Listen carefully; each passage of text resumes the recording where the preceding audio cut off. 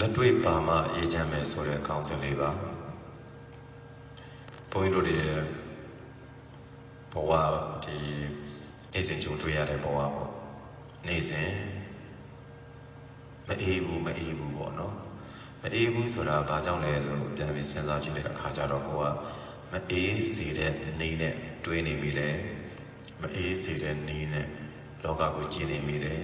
စိတ်မဝင်စားတဲ့အရာတွေကိုစိတ်ဝင်စားနေမိတယ်ပြန်မတွေးတဲ့အရာတွေကိုပြန်ပြီးတော့တွေးနေမိတယ်ကိုပြန်ပြီးတော့စိတ်ထောင်ချောက်တဲ့ရောက်စေတဲ့အရာတွေကိုတွေးနေမိတယ်လုံနေမိတယ်ပြောနေမိတယ်တတိလွတ်တယ်လို့ခေါ်တယ်တိစိတ်ကနောက်မှလိုက်ပြီးတော့သိတာဒါမှအရှိမလှုပ်သွားတာတွေကတတိလွတ်ပြီးတော့လုံနေတာတတိလွတ်ပြီးတော့ပြောနေမိတယ်အဲ့ဒါတွေကကိုယ်ဆိုးကျိုးတွေရသွားစေတယ်မအေးတော့အေးစေတယ်ဆိုတဲ့အရာကဘုရားရှင်ကိုယ်တော်မြတ်ကြီးလည်းဟောထားတာပဲသူလက်တွေ့ကျင့်သုံးရတာလက်တွေ့ကျင့်သုံးရတယ်ဆိုတဲ့အခါကျတော့အခုအမြင်မှားနေရင်အမြင်မှန်အောင်ချက်ချင်းပြန်ကြိုးစားသင့်တယ်အခုအတွေးမှားနေလို့ရှိရင်အတွေးမှန်အောင်ချက်ချင်းကြိုးစားသင့်တယ်အေးဖို့ရာအတွက်ကိုလုံလာဆိုင်သင့်တယ်တတိထားသင့်တယ်တီတီကြီးကြီးနေသင့်တယ်ဒါတွေကလောက်ရမယ့်အလုပ်တွေအဲ့ဒါတွေကိုလက်တွေ့လုပ်ပါမှလည်းပဲသူကအေးချမ်းမှာတကယ်အေးချမ်းဖို့ဆိုလို့ရှိရင်မြတ်စွာဘုရားက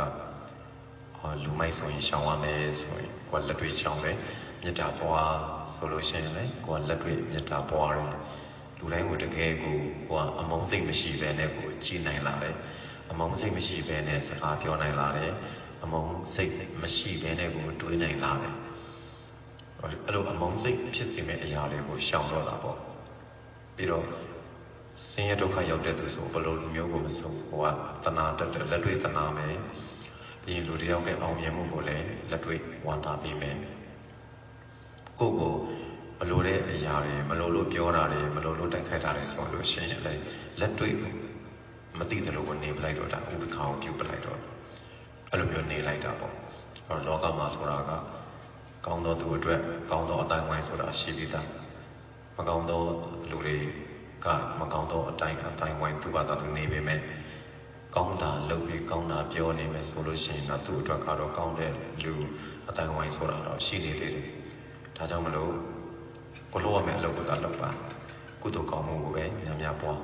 ကုသိုလ်ပဲများများစုစိတ်ကိုအေးအောင်လက်တွေ့လုပ်အခုသိချင်းရတဲ့ဆိုအခု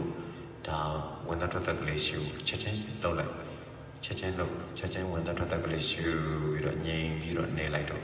ပြီးရင်အခုစိတ်ဆင်းရဲတဲ့ဆိုအခုချက်ချင်းပဲအရဟံစသည်ဖြင့်ဂုဏ်တော်လေးကိုပွားနေလိုက်တခုတည်းနဲ့ငြိမ်သွားအောင်ထားလိုက်ချက်ချင်းအေးတယ်သူကလက်တွေ့လှုပ်လိုက်တော့နောက်ကိုလုံရင်ကောင်းတယ်တရားလုံရင်အေးတယ်တရားလုံရင်အေးမှန်းတော့သိတယ်အဲ့ဒါနဲ့အချိန်ကမယူ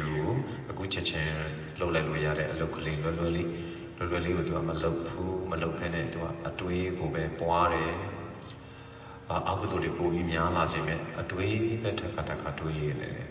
တော့ဘသူကကိုယ်ပေါ်မကောင်းဘူးဘသူကကိုယ်ပေါ်ကောင်းတယ်ဒါတွေတွေးနေတော့လိုရမရောက်ဘူးမအေးတော့လိုရရောက်ချင်တယ်အခုအေးချင်တယ်ဆိုအခုကြံတာတွေပါမ